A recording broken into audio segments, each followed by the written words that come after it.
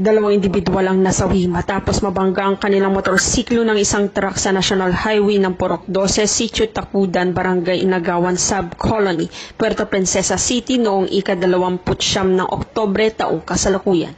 Kinilalang biktima na si Fernando, 40 anyos, isang empleyado ng government at ng kanyang angkas si Marciana, 40 anyos, kapwa residente na nasabing barangay. Ayon sa ulat ng pulisya, ang motorsiklo ay minamaneho ni Fernando binalagtas ang north na bahagi ng highway patungong south nang bigla itong nabangga ng isang puting six-wheeler truck na minamaneho ni Mario, 36 anyos, driver mula sa barangay Sandoval, Bataraza, Palawan. Nabatid na napasok ng motor ang lane ng truck kaya ito nabangga.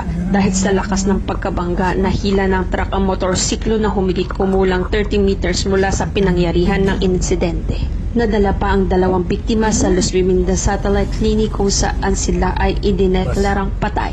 Samantalang si Mario at ang kanyang pasahero na si Francis ay nakaligtas ng walang anumang pinsala. Kasalukuyan silang nasa kustudiya ng pulisya para sa karagdagang investigasyon. Ang aksidente sa Barangay Inagawan Sub-Colony ay isang malungkot na paalala ng panganib sa kalsada.